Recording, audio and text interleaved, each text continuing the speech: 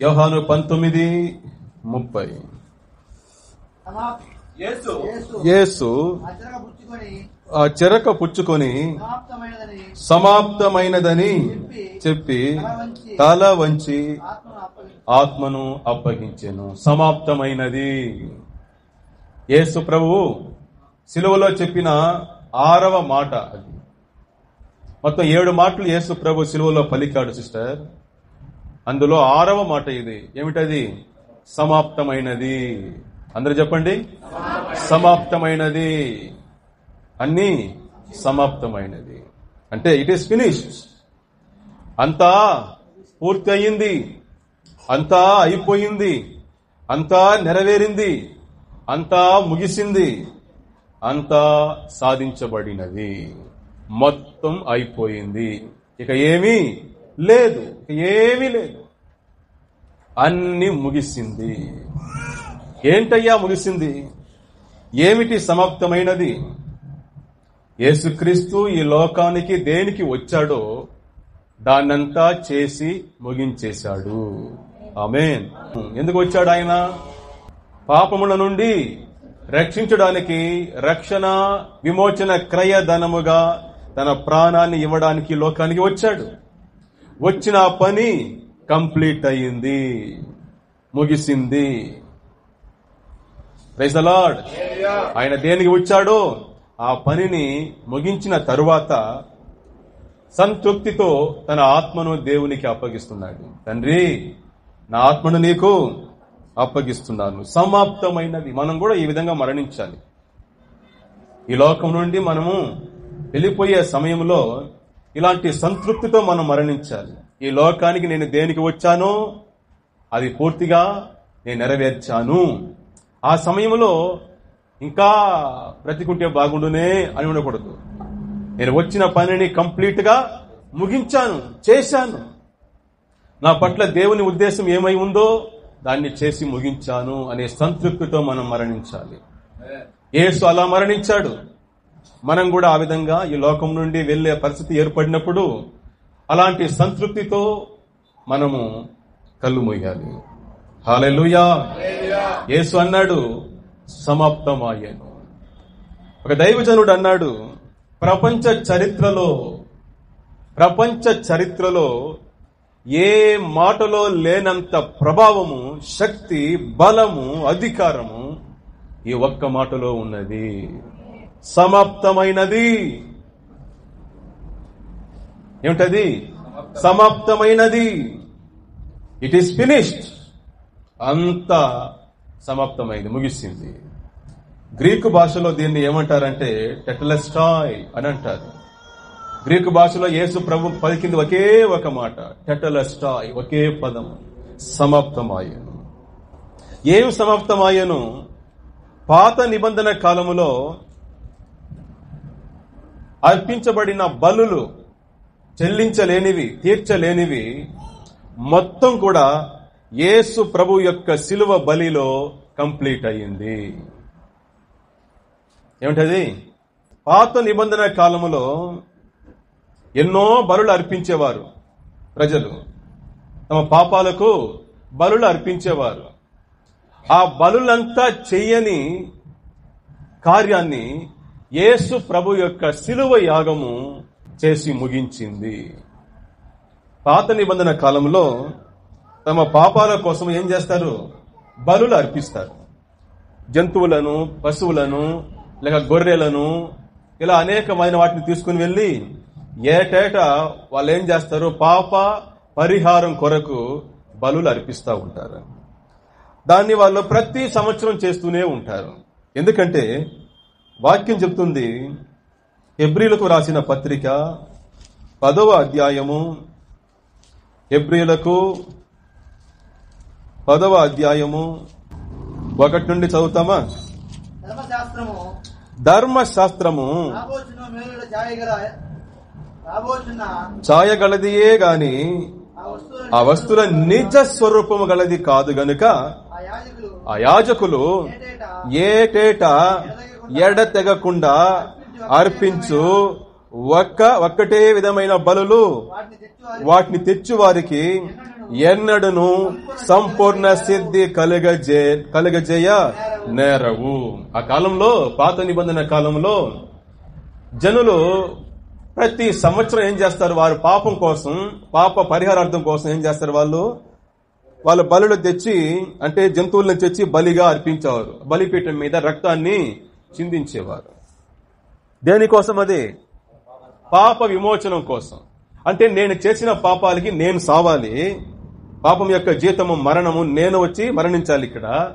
కానీ నా స్థానంలో నాకు బదులుగా ఈ మేకను, ఈ గొర్రెను అర్పిస్తా ఉన్నాను అని దాన్ని అర్పించి వీరిని విడిపించుకుంటారు. అర్థమవుతుందా మీకు? ఒక గొర్రెను బలిగా ఇచ్చేసి దాన్ని చంపేసి ఏం చేస్తారు? వీరిని విడిపించుకుంటారు. ఇది బలి యొక్క అర్థము. వీళ్ళు ఏం చేస్తారు? సంవత్సరం ఈ బలిని అర్పిస్తూనే ఉంటారు. ఎందుకంటే వాళ్ళ పాపాలు పూర్తిగా తుడిచివేయబడలేదు. కంటిన్యూగా వాళ్ళు బలి అర్పిస్తున్నారంటే అర్థం ఏమిటి? వాళ్ళ పాపాలు ఇంకా ఉంది, వాళ్ళ పాపాలు ఇంకా యాక్టివేషన్ లో ఉంది గనుక వాళ్ళు మరలా బలులు అర్పిస్తూ ఉంటారు. అందుకే బైబిల్ చెప్తుంది, 3వ వాక్యము 2 నుంచి చదువుతాం మళ్ళా. అలాగూ చేయగలిగిన ఎడల శుద్ధపరచబడిన తరువాత వారి మనస్సాక్షికి పాపజ్ఞప్తిగా ఇక్కడ ఉండదు కనుక వాటిని అర్పించడం మానుదురు కదా. ఉండండి, ఒక వాక్యంగా చూసుకుంటూ పోతాం. చాలా ముఖ్యమైన విషయం ఇది, గమనించండి. వాళ్ళ బలి ఏటేటా అర్పిస్తున్నట్టు అర్థం ఏమిటి? వాళ్ళ పాపాలు ఇంకా గుర్తుకొస్తా ఉంది వాళ్ళకి. అంటే మనస్సాక్షి ఇంకా క్లీన్ అవ్వలేదు. వాళ్ళ మనస్సాక్షిలో పాపం ఇంకా అట్నే ఉంది. కానీ పాప శిక్ష మాత్రం తప్పించబడుతూ ఉంది. బాగా గమనించండి, పాప యొక్క శిక్ష మాత్రం తప్పించబడుతూ ఉంది. అంటే టైం వచ్చి దేవుడు టైం ఇస్తూనే ఉన్నాడు, కానీ వాళ్ళ పాపం మాత్రం ఇంకా అక్కడనే ఉంది. కాబట్టి 3వ వాక్యం అంటుంది,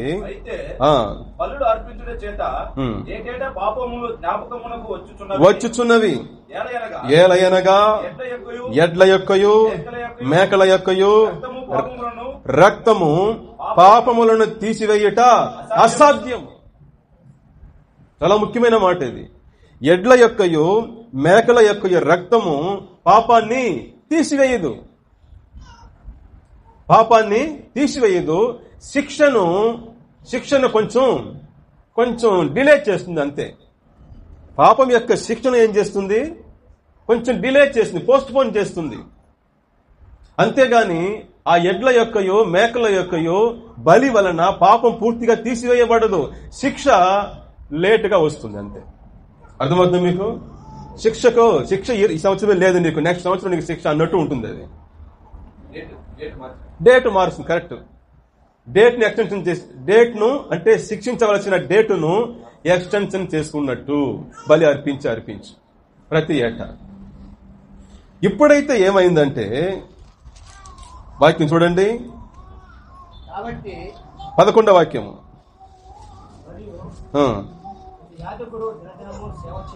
పది నుండి యేసుక్రీస్తు యొక్క శరీరము ఒక్కసారి అర్పించబడుట చేత ఆ చిత్తమును బట్టి మనము పరిశుద్ధపరచబడి ఉన్నాము.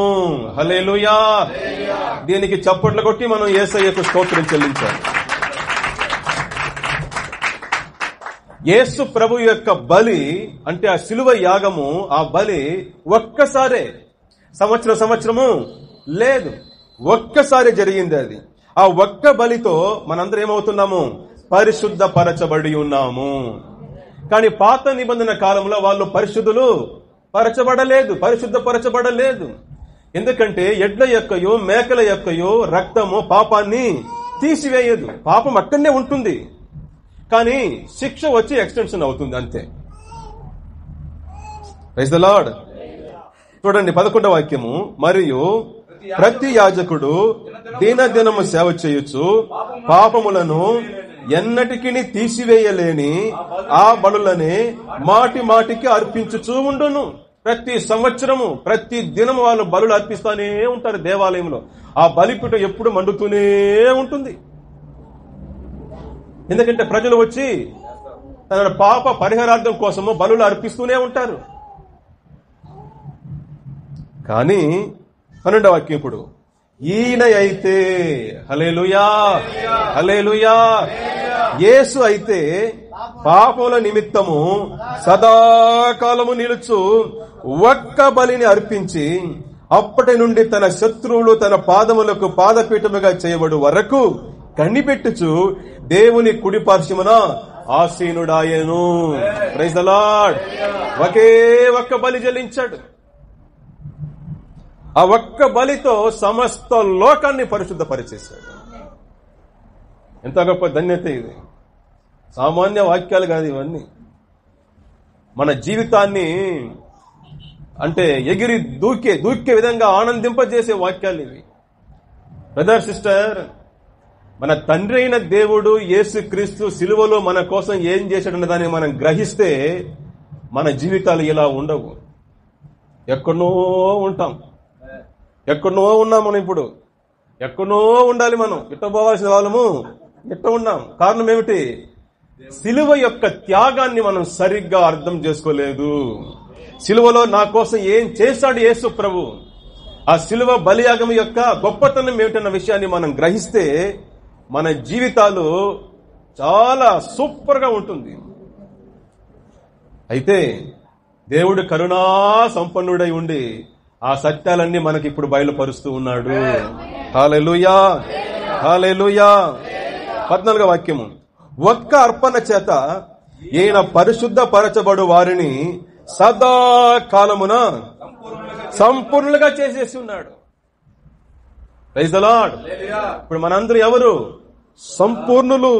సంపూర్ణులు అంటే ఏ పాపం లేని వారు. ఆమేన్.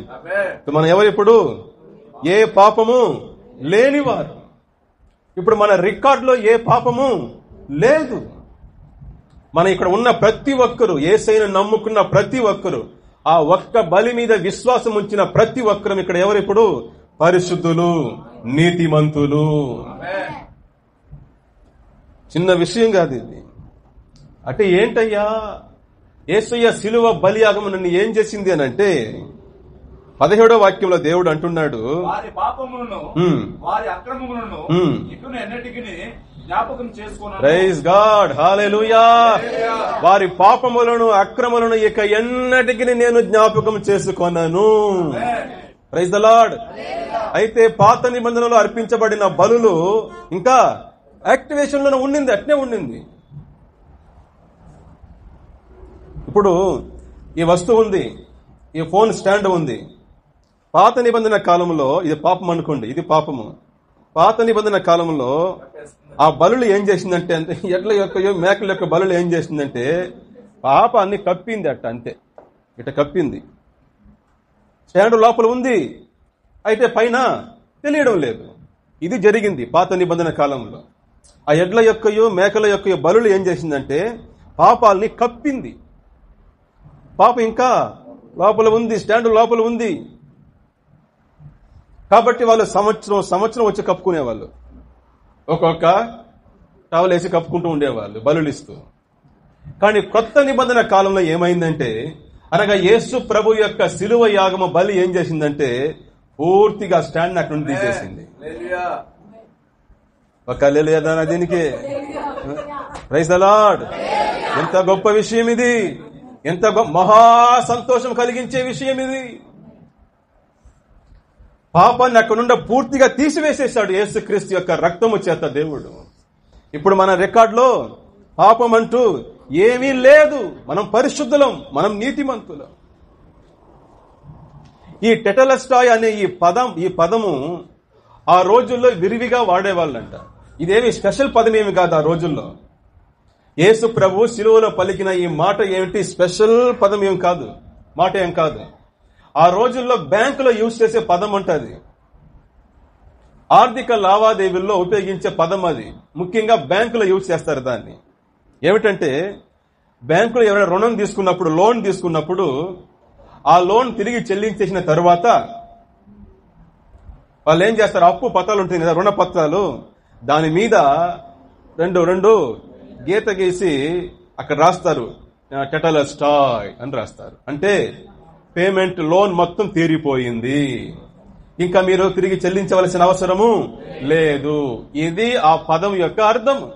లోన్ మొత్తము తీరిపోయింది. మనము దేవునికి రుణపడి ఉన్నాము. ఎప్పటి నుండి? పుట్టుక నుండే. ఇక్కడ పాపాన్ని మనం అప్పుగా చూడాలి, అప్పుడే అర్థమవుతుంది. ఈ పదం యొక్క అర్థాన్ని మనం గ్రహించాలంటే పాపాన్ని బైబిల్ ఏంగా చెప్తుంది?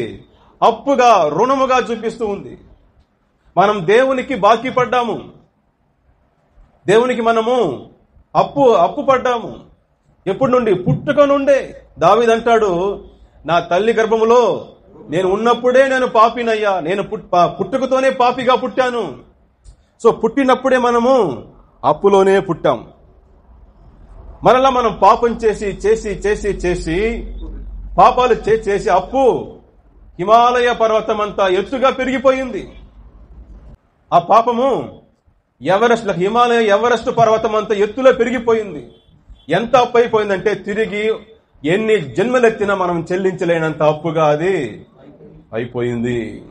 అప్పుడు ఆ అప్పుని తీర్చడానికి యేసు ప్రభు తిరిగి వచ్చాడు. హల్లెలూయా, హల్లెలూయా.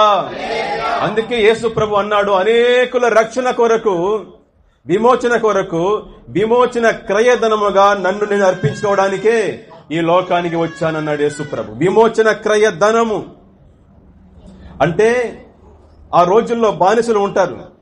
ఆ బానిసలను విడిపించుకోవాలంటే దానికి తగిలిన డబ్బును చెల్లించేసి వారిని ఆ దాసత్వం నుండి విడిపించాలి. దాన్ని ఏమంటారు? విమోచన క్రయధనం అని అంటారు. ఆ విధంగా యేసు ప్రభువు మన అప్పునంతా ఆయన చెల్లించి మనల్ని ఏం చేశాడు? బాకీ లేని వారిగా, అప్పు లేని వారిగా మనల్ని స్వేచ్ఛాపరులుగా చేశాడు. Praise the Lord. అంటే మన అకౌంట్ లో ఉన్న, మన పేరు మీద ఉన్న సమస్త రుణాన్ని యేసు ప్రభు తీర్చేశాడు. ఇక మనం ఎన్నటికీ బలి అర్పించవలసిన అవసరమే లేదు. మన పాపం కోసం మనం బాధపడవలసిన అవసరము లేదు. అప్పంతా తీరిపోయింది. దేవుడు తన కృప చేత దాన్ని తీర్చేశాడు. ఇన్న వారంలో బజార్లో పట్టేశాడు పోలీస్ ఆయన. నన్ను మాస్క్ లేదనేసి ఫైన్ వేసేసినాడు, 135 రూపాయలు. వెంటనే వచ్చేసింది ఫోన్కి, చలాన్, మీ బండి మీద చలాన్ ఉందని చూపించేసింది. మళ్ళీ లోనికి వెళ్ళి చూస్తే లోపల ఆన్లైన్లో ఉంది. నా బండి నంబర్ వేసి ఆ బండి నంబర్ ఎక్కడ పట్టారు, ఏం కథ, ఎంత చలాన్ కట్టాలనేసి అంత వేస్తున్నారు. నా బండి ఇప్పుడు బాకీలో పడిపోయింది. అప్పులో గవర్నమెంట్కి అప్పు చెల్లించాలి నేను. అక్కడ రికార్డులో నా పేరు మీద, అంటే నా బండి నంబర్ మీద ఏముంది? బాకీ ఉంది, చలాన్ కట్టాలి గవర్నమెంట్కి నేను. అది కానీ అట్నే ఉంటే ఇంకోసారి పట్టినప్పుడు ఏం చేస్తారు? పడతారు, ఇంకా చలాన్ ఎక్కువ అవుతుంది. చూశాను, మన బండి పేరు మీద ఒక అప్పు వచ్చేసిందని చెప్పేసి వెంటనే దాన్ని ఆన్లైన్లో కట్టేశాను. కట్టేసి తిరిగి చూస్తున్నాను ఆన్లైన్ పోయేసి, నా బండి నెంబర్ కొడితే అది చూపిస్తాను, నో ఎనీ చలాన్ నో అని చూపిస్తాను. నీ బండి పేరు మీద, ఈ నంబర్ మీద ఎటువంటి బాకీ లేదు. హల్లెలూయా, హల్లెలూయా. కట్టక ముందు చూస్తే బండి నంబర్ వేస్తే డీటెయిల్ గా వస్తా ఉండేది, నంబరు, ఎప్పుడు పట్టినారు, ఏం కథ, ఎంత అమౌంట్ కట్టాలనేసి. కట్టిన తర్వాత చూస్తే ఈ బండి మీద ఎటువంటి చలాను లేదు. సర్టిఫికేట్, ఆమేన్, క్లీన్ షీట్. హల్లెలూయా. ఇదే యేసు ప్రభు సిలువలో మన కొరకు చేసింది. సమాప్తమైనదంటే ఏమిటి? మన పేరు మీద ఉన్న పాప రుణాలన్నిటినీ కూడా యేసు ప్రభు తీర్చేశాడు. ఇక మన పేరులో ఎటువంటి బాకీ రికార్డులో లేదు. హల్లెలూయా, హల్లెలూయా. పూర్తి స్వేచ్ఛగా మనం ఈ సమయంలో జీవించగలం. ఆమేన్. ఒక భక్తుడు అంటాడు, వాక్య సేవియర్, ఎంత గొప్ప రక్షకుడు అయ్యా మనకు. ఎన్ని జన్మలెత్తినా తీర్చలేని అప్పును యేసు ప్రభు వచ్చి మన కోసం తీర్చాడు. ఈరోజు మన పేరు మీద ఒక చిన్న రవ్వంతా కూడా, ఒక నయా పైసా కూడా ఇప్పుడు మన పేరు మీద బాకీ లేదు. అది మాత్రం కాదు, ఇంకోటి చేశాడు యేసు ప్రభు. మన బాకీ అంతా తీర్చేసి మరలా మనం జీవించడానికి, బ్రతకడానికి మన అకౌంట్ లో 100 కోట్లు వేశాడు కూడా. హల్లెలూయా, హల్లెలూయా. మన పాపాన్నంతా తాను తీసుకునేసి తాను చెల్లించేసి మన అకౌంట్ లో ఆయన డబ్బును వేశాడు. అంటే ఆయన నీతిని మనకు ఇచ్చాడు. ఈరోజు మనం నీతిమంతులం, పరిశుద్ధులం. మనల్ని పాపి అని చెప్పే అధికారము ఎవరికి లేదు, ఎవరికి లేదు. ఇది ఒక విజయోత్సవము. ఇదేంటిది? సిలువ విజయోత్సవం. ఇది బైబిల్ అంటుంది కొలస్సీలకు 2వ అధ్యాయము 13 నుండి 15, మన అపరాధములన్నిటినీ క్షమించి ఆయనతో కూడా మిమ్మను జీవింపజేశాను. ఆయన ప్రధానులను అధికారులను నిరాయుధులనుగా చేసి సిలువ చేత జయోత్సవముతో వారిని పట్టి తెచ్చి బాహాటముగా వేడుకకు కనబరచెను. హల్లెలూయా, హల్లెలూయా. సిలువ యొక్క విజయోత్సవాన్ని కంటికి అద్దినట్టుగా చెప్పే వాక్యం ఇది. మీరు అపరాధముల చేత చచ్చిపోయి ఉన్నారు. మిమ్మల్ని సాతాను, వాడి యొక్క దురాత్మలు, ఈ ధర్మశాస్త్రము, ఆజ్ఞలు, చట్టాలు ఇదన్నీ కలిసి మిమ్మల్ని బాధపరుస్తూ ఉండింది. నువ్వు పాపి, నువ్వు పాపి, నువ్వు పాపి అని చెప్పి ఇవన్నీ మనల్ని బాధపరుస్తూ ఉండింది. మన మనసాక్షితో కలిసి యేసు ప్రభు సిలువలో ఏం చేశాడంటే, మనల్ని బాధపరుస్తున్న, మనల్ని వేధిస్తున్న ఈ అధికారులను, ఈ ప్రధానులను, అంటే ఇది యొక్క అంధకార శక్తిని చూపించే సాతాను యొక్క రాజ్యంలో ఉన్న వారిని చూపించే పదాలు, ప్రధానులను, అధికారులను అందరిని నిరాయుధులుగా చేసి, అంటే మనల్ని బాధించే ఆయుధం లేకుండా వారిని చేసి, వారిని తీసుకొని వచ్చి సిలువ జయోత్సవంతో వారిని పట్టి తెచ్చి బాహాటముగా వేడుకకు కనబరచెను. ఏంటంటే పౌలు గారు దీన్ని రాసేటప్పుడు బ్యాక్గ్రౌండ్ లో ఆయన రోమా సైన్యాన్ని చూస్తా ఉన్నాడు. బాగా గమనించండి. ఆ రోజుల్లో రోమా సైనికులు, రోమా రాజ్యం వేరే వేరే దేశాల మీద యుద్ధాలకు వెళ్లేది. వారు వెళ్లి ఒక దేశాన్ని గెలిచిన తరువాత అక్కడున్న ముఖ్యమైన సైనికుల్ని ఏం చేస్తారు? సైనిక అధ్యక్షుల్ని వాళ్ళని పట్టి, అంటే వీరు ఎవరినైతే ఓడించారో, ఎవరి మీద అయితే గెలుపు పొందారో ఆ దేశపు యొక్క సైనికుల్ని ఏం చేస్తారు? సంఖ్యలతో కట్టి వారిని లాక్కొని వస్తారు దేశానికి. రోమా సామ్రాజ్యానికి వాళ్ళని లాక్కొని వచ్చి ఒక ఆడిటోరియం ఉంటుంది, ఒక పెద్ద గ్రౌండ్ ఉంటుంది, ప్లే గ్రౌండ్. ఆ గ్రౌండ్ లో వారినంతా కూడా ఏం చేస్తారు? నిలబెట్టి ఆ దేశపు యొక్క అధికారులను, ప్రజలను తీసుకుని వచ్చి అక్కడ కూర్చోబెట్టి వాళ్ళ ముందు వారిని ఒక ఆట ఆడుకుంటారు. దాన్ని చూసి వాళ్ళు ఎంజాయ్ చేస్తారు. ఆ విధంగా యేసు ప్రభు ఏం చేశాడు? మనల్ని బాధపరిచిన, వేధించిన, మన మనసాక్షిని పాడు చేస్తా ఉన్న ఈ అపరాధములను, ఈ ఆజ్ఞలను, చట్టాలను, మనసాక్షిని, సాతాను యొక్క దురాత్మలను అన్నిటినీ కూడా ఆయన చేశాడు సిలువలో వాటినంతా కూడా నిరాయుధులుగా చేసి, అంటే మనల్ని పొడిచే ఆయుధం లేకుండా వాటిని చేసి తీసుకుని వచ్చి సిలువలో కొట్టి చూపించేశాడు అందరికీ, లోకానికి. ఇదిగో మనము గెలిచాము, హల్లెలూయా, ఈ రాజ్యం మనకు సొంతమైంది, మనం గెలిచాము అని ఈ లోకానికి బాహాటంగా చూపించేశాడు. కాబట్టి సిలువ అనేది ఒక దుఃఖకరమైన సంఘటన కాదు. ఆమేన్, ప్రైజ్ ది లార్డ్. సిలువ అనేది ఒక దుఃఖకరమైన సంఘటన కాదు, అది సిలువ జయోత్సవము. సిలువ జయోత్సవము ఎంత మంచి మాట, అందరూ చెప్పండి. సిలువ జయోత్సవం. గుడ్ ఫ్రైడే అని పండగలా చేసుకోవాలి మనం. ఒకవేళ చేసుకుంటే గుడ్ ఫ్రైడే అని ఎట్లా చేసుకోవాలి? పండగలా చేసుకోవాలి. ఈ మాటను యేసు ప్రభు ఎలా చెప్పాడో తెలుసా మీకు? ఏ మాటను? సమాప్తమైనదన్న మాటను యేసు ప్రభు ఎలా చెప్పాడో తెలుసా? చూడండి, మార్కు రాసిన సువార్త 15వ అధ్యాయము 37వ వాక్యము.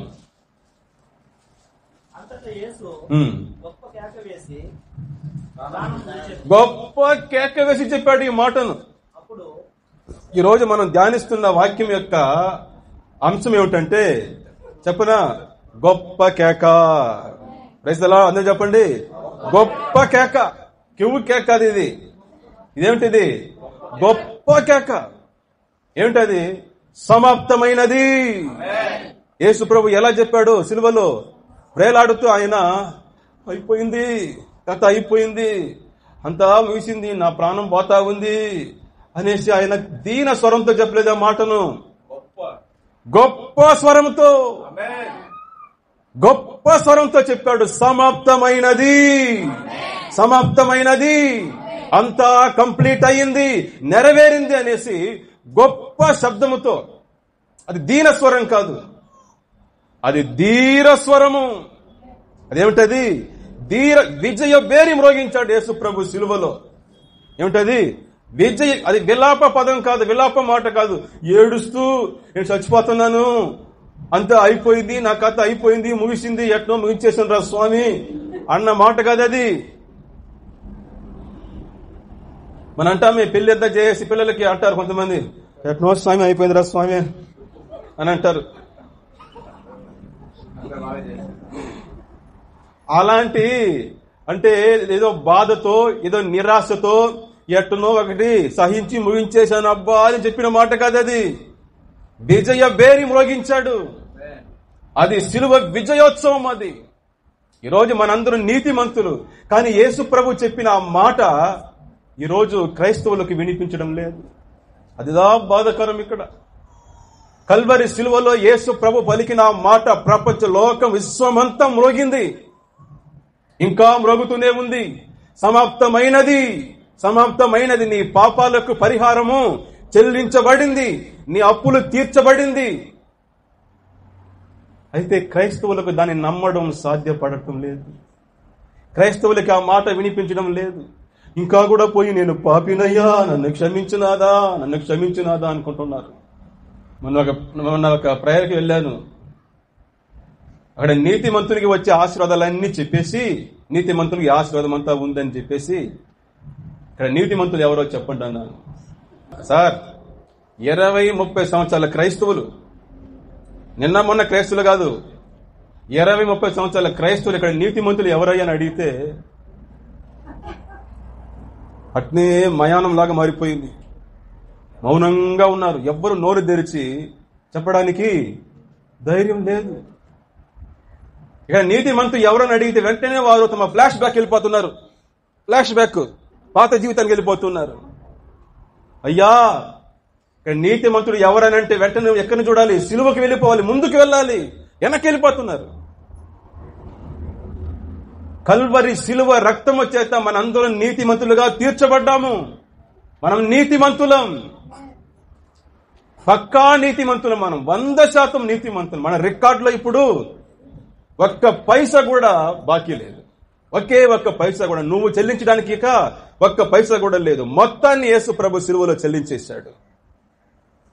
మనందరం నీతిమంతులండి. ఇక్కడ కూడా కొందరికి అర్థం కాలేదు, నేను నీతిమంతున్నా. ఏంది ఆశ్చర్యంగా ఉంది ఇదా?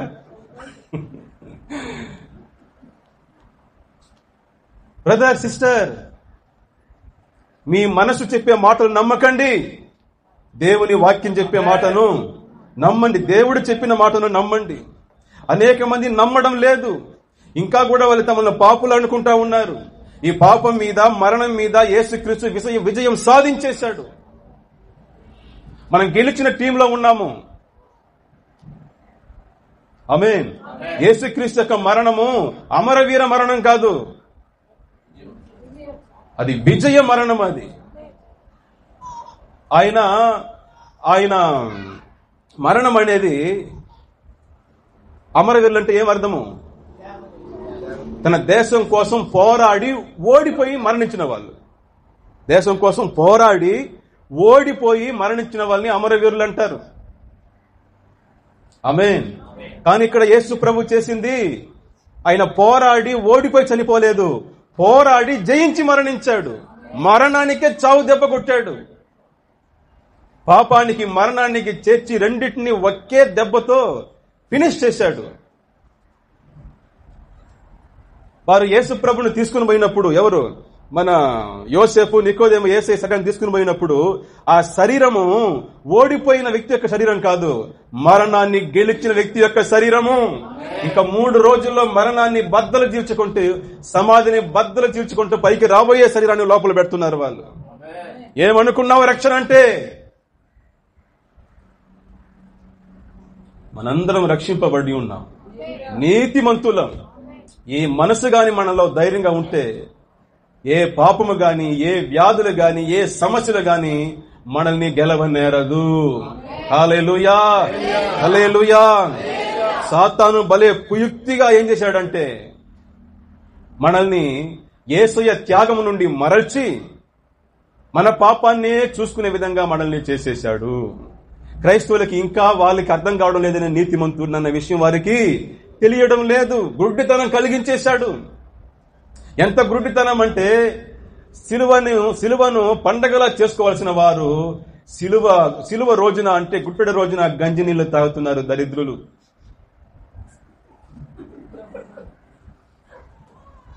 నేను కూడా ఒక దరిద్రుడిని అప్పుడు, నేను ఇంకా పెద్ద దరిద్రుడిని అప్పుడు.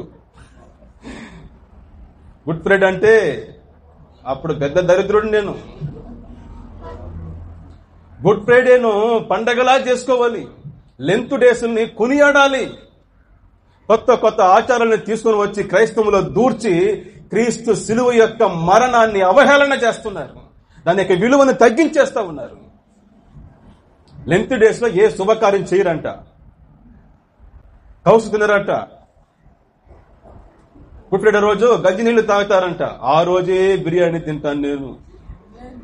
ఎందుకంటే అది నాకు మరణాన్ని నుండి పాపం నుండి విడిపించిన రోజు. జయోత్సవం, అది జయోత్సవం అయ్యాది. అక్కడ పోయి ఏడొస్తావు, గంజి నీళ్లు తాగుతున్నావు. దరిద్రపు మనస్థితిని బుద్ధిని తీసుకుని పెట్టేసేసి తాతాను. దాన్ని పోయి దుఃఖంతో అనుసరిస్తున్నారు. సరే, అనుసరించుకుని పోని. ఎంత హ్యాపీగా అనుసరించాలి దాన్ని. క్రైస్తవులు ఇప్పుడు ఎలా ఉన్నారంటే గమనించండి. పాత కాలంలో మేము చదువుతున్న కాలంలో, 10th చదువుతున్న కాలంలో అప్పుడంతా మెసేజ్లు రాదు. పాస్ అయితే పేపర్లో నంబర్లు వస్తుంది. ఆ పేపర్లో నంబర్ వస్తే వాళ్ళు పాస్, కాకపోతే ఫెయిల్. 10th ఎగ్జామ్ అయిన తర్వాత రిజల్ట్ వచ్చి పేపర్లో వస్తుంది. ఎవరి నెంబర్ వస్తుందో వాళ్ళు పాస్, రాని వాళ్ళు ఫెయిల్. అప్పుడు 2 పేపర్లు వస్తుంది. ఆ రోజు రిజల్ట్ ఆ రోజు సాయంత్రమే ఒక పేపర్లో వస్తుంది. తమిళనాడులో వచ్చి మాలయ మురచన ఒక పేపర్ ఉంది, ఆ పేపర్లో వచ్చేస్తుంది. ఆ తర్వాత రేపు పొద్దున దినతంది పేపర్లో కరెక్ట్ గా దినతంది పేపర్లో మళ్ళీ నీట్ గా వస్తుంది. ఒక అమ్మాయి ఏం చేసిందంటే సాయంత్రం వచ్చిన పేపర్లో చూసింది, ఆమె నంబరు లేదు. ఎప్పుడు తన నంబరు లేదో తను ఫెయిల్ అయిపోయానని తెలుసుకుంది. బాగా చదివే అమ్మాయి, నేను ఫెయిల్ అయిపోయానని చెప్పేసి వెళ్ళి ఊరేసుకునేసింది, చనిపోయింది. ఎంతో మంది వస్తున్నారు ఆ విధంగా. ఆ రోజుల్లో చనిపోయేవాళ్ళు బాగా చదివే పిల్లకాయలు. చదవని పిల్లకాయలకు ఏం వచ్చినా వాళ్ళకి ఏం బాధ లేదు, దిగులు లేదు. చదివే పిల్లకాయలకి ఫెయిల్ అయిపోయిందని న్యూస్ రాగానే వాళ్ళు తట్టుకోలేరు. వెళ్ళి చనిపోయింది. మరుసటి రోజు పేపర్లో వస్తా ఉంది, ఆమె నంబరు పాస్ అని వస్తా ఉంది. మామూలు పాస్ కాదు, స్కూల్కే ఫస్ట్. ఎంత బాధ ఉంటుంది ఆ తల్లిదండ్రులకి. ఆమెకు సరైన సత్యము వచ్చి చేరలేదు, నిజము వచ్చి చేరలేదు. అబద్ధాన్ని నమ్మేసింది. సాయంత్రం వచ్చిన పేపర్ ఆమెకి అబద్ధాన్ని చెప్పేసింది. తర్వాత వచ్చిన పేపరు, ఉదయం వచ్చిన పేపర్ సత్యాన్ని చెప్పింది. అబద్ధాన్ని నమ్మేసి చనిపోయింది. వాళ్ళ తల్లిదండ్రులు ఆ పేపర్ని తీసుకుని పోయేసి ఆ మీద వేసి ఏడుస్తున్నారు, నువ్వు పాస్ అయినావమ్మా అనేసి. ఎంత బాధ అండి. ఈరోజు క్రైస్తవులు ఆ విధంగానే ఉన్నారు. యేసు ప్రభు వాళ్ళని పాస్ చేశాడు. రక్తాన్ని కాచి వాళ్ళని పాస్ చేస్తే వీళ్ళు ఇంకా కూడా ఏం చేస్తున్నారు, నేను ఫెయిలు, నేను పాపిని, నేను దుర్మార్గుణ్ణి, నన్ను క్షమించు ప్రభు అనేసి వారం చేసిన పాపాలు తీసుకుని వచ్చి కూడా ఇంకా చేసుకుంటున్నారు.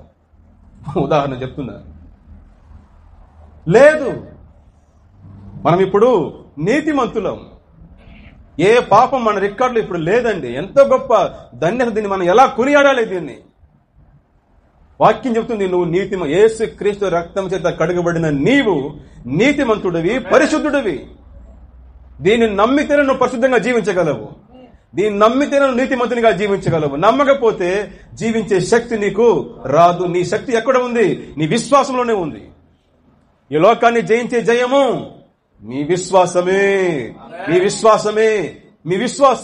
నువ్వు నీతిమంతునిగా జీవించాలంటే గుర్తుపెట్టుకోండి, నువ్వు నీతిమంతుడు అన్న సత్యాన్ని ఫస్ట్ నువ్వు నమ్మాలి.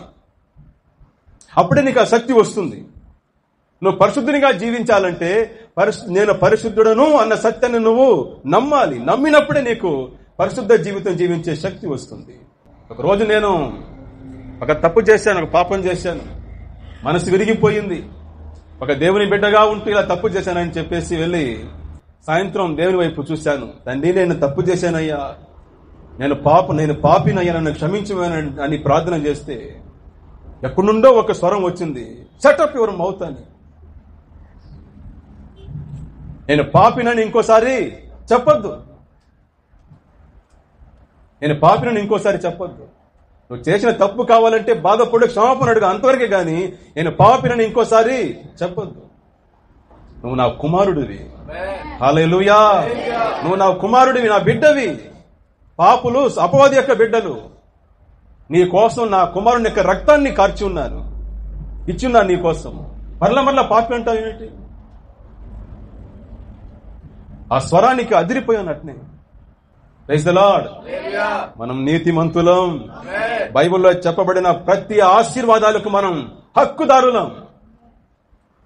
ప్రతి ఆశీర్వాదానికి మనం హక్కుదారులం. అంటే ధైర్యంగా దేవుని ముందు పోయి నిలబడవచ్చు, నేను నీతిమంతుడినయ్యా, నేను నీతిమంతుడిని చెప్పి. ఆమేన్.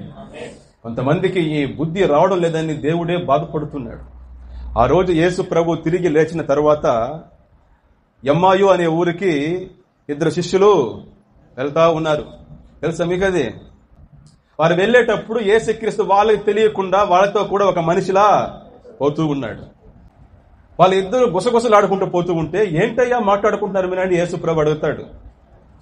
ఏంది నీకు మ్యాటర్ ఏం తెలీదా, ఈరోజు ఏం జరిగిందని?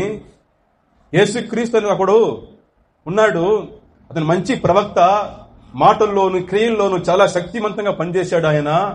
అతన్ని మా ప్రధాన యాజకులు, అధికారులు అందరూ కలిసి సిలువలో వేసేశారు. ఆయనే మాకు విమోచనని చెప్పేసి నమ్ముకొని ఉన్నాము. ఇప్పుడు ఆయన కూడా చనిపోయినాడు. ఏం జరుగుతుందో తెలియక మేము బాధపడుతున్నామే. ఇది దేశమంతా దీని గురించి మాట్లాడుకుంటున్నారు, నీకు తెలీదా ఇది అని యేసు ప్రభుని వాళ్ళు అడిగినప్పుడు, ఇప్పుడు యేసు ప్రభు వాళ్ళని చూసి ఒక మాట అన్నాడు, భయంకరమైన మాట. చూడండి, లూకా రాసిన సువార్త 24:25. అందుకాయన అవివేకులారా, మందమతులారా, తిడుతున్నాడు ఆయన.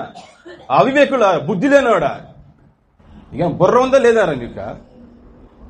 ఏదో మాటకి గొర్రెలు అని చెప్పి గొర్రెలాగానే ఉంటారు. ఏదో మాటకి క్రైస్తవుని గొర్రెలు అంటే గొర్రెలాగానే ఉన్నారు వీళ్ళు. అవివేకులారా, మందమతులారా, క్రీస్తు ఈలాగ శ్రమపడి తన మహిమలో ప్రవేశించడం అగత్యము కాదా అని వారితో చెప్పాను. క్రీస్తు ఈ విధంగా శ్రమపడి తిరిగి లేవాలన్న సత్యం మీకు తెలియదా? అంత మాత్రం ఇంకా కూడా సందేహపడుతున్నారు, డౌట్ పడుతున్నారు మీరు. అవివేకులారా, బుద్ధి లేని వారులారా, మందమతులారా. సుమతి చేపలా ఉండాలి మనం, మందమతి చేపలా ఉండకూడదు. అలా ఉంటే కాలమతి చేపలా కలిసిపోతాం. ఏంటయ్యా సుమతి అంటున్నారు, మందమతి అంటున్నారు? అది ఒక కథ, చేపల కథ. ఓకే, అవివేకులారా, మందమతులారా, ఈ విధంగా జరగాలయ్యా. తర్వాత శిశు దగ్గరకు వచ్చి 44వ వాక్యం 44 అంతటా ఆయన మోసే ధర్మశాస్త్రములోను ప్రవక్తల గ్రంథములోను, మోసే అనగానే ఎవరిని పిలిచినట్టుండదు మీరా? ఎక్కడున్నాడో మోసే అని చూస్తున్నారు. మోసే ధర్మశాస్త్రములోను ప్రవక్తల గ్రంథములోను కీర్తనలోను నన్ను కూర్చు రాయబడినవన్నీ నెరవేరవలనని నేను మీ యొద్ద ఉండినప్పుడు మీతో చెప్పిన మాటలు నెరవేరినవి. హల్లెలూయా. నేను చెప్పినవన్నీ నెరవేరినవి, సమాప్తమైనది. అప్పుడు వారు లేఖనములు గ్రహించినట్లుగా ఆయన వారి మనసును తెరిచెను. హల్లెలూయా, హల్లెలూయా. నేను ప్రతి ఆదివారం ప్రార్థన చేసుకుంటూనే వస్తాను, ప్రభువా ఈ రోజు చెప్పే సత్యాలను అర్థం చేసుకునటానికి సంఘస్థుల యొక్క, చిన్న బిడ్డల యొక్క మనసును కూడా తెరువమయ్యా. ఓపెన్ చేయమని ఆయన. సత్యాన్ని తెలుసుకోవాలి మనం. ఏమిటి? మనం నీతిమంతులం, నా పేరు మీద ఇక ఒక్క పాపం కూడా లేదు. యేసయ్యను ఎప్పుడు నమ్మానో అప్పుడు ఆయన రక్తం నా పాపాన్నంతా కడిగి పవిత్రపరిచేసింది, పాపాన్ని తీసి పారవేసింది. దీన్ని మనం నమ్మి ఏం చేయాలి? మనం దీన్ని ఉత్సాహంగా ఉత్తేజంగా చేయాలి. సో సమాప్తమైనది. చివరికి ఒక మాట చదివి ముగించుకుందాం. 1 కొరింథీయులకు 15:57. అయినను మన ప్రభువైన యేసుక్రీస్తు మూలముగా మనకు జయము అనుగ్రహించుచున్న దేవునికి స్తోత్రం కలుగునుగాక. అందరూ చెప్తామా? మన చదవండి దాన్ని. అయినను అందరూ చెప్పండి. మన ప్రభువైన యేసుక్రీస్తు మూలముగా మనకు జయము అనుగ్రహించుచున్న దేవునికి స్తోత్రం కలుగునుగాక. చేతులెత్తి చెప్పండి, స్తోత్రం కలుగునుగాక. మనకు యేసుక్రీస్తు మూలమున జయము అనుగ్రహిస్తున్న దేవునికి స్తోత్రం కలుగునుగాక. హల్లెలూయా, హల్లెలూయా. కనుక శిలువ యాగమును మనం పండగ చేసుకోవాలి. మరణాన్ని, చావును తొలగించి యేసు ప్రభు విజయ బేరి మ్రోగించిన యాగం అది సమాప్తమైనది. ఇంకా నీ జీవితంలో ఆ తర్వాత చేసే పాపానికి, అంత ముందు చేసిన పాపానికి అంతా కూడా ఇంకొక బలి ఇంకా అవసరమే లేదు. ఆ ఒక్క బలి, ఆ ఒక్క రక్తమే నీ ముందుకు ప్రవహిస్తుంది, నీ వెనక్కి ప్రవహించింది. సమస్త పాపాలు కడగబడింది. హ్యాపీగా ఉండండి. నేను నీతిమంతుడిని, నేను పరిశుద్ధుడిని. Praise the Lord. ప్రభు మనకు ఈ లేఖనాలన్నింటినీ గ్రహించేటట్లు మన మనసును తెరువునుగాక.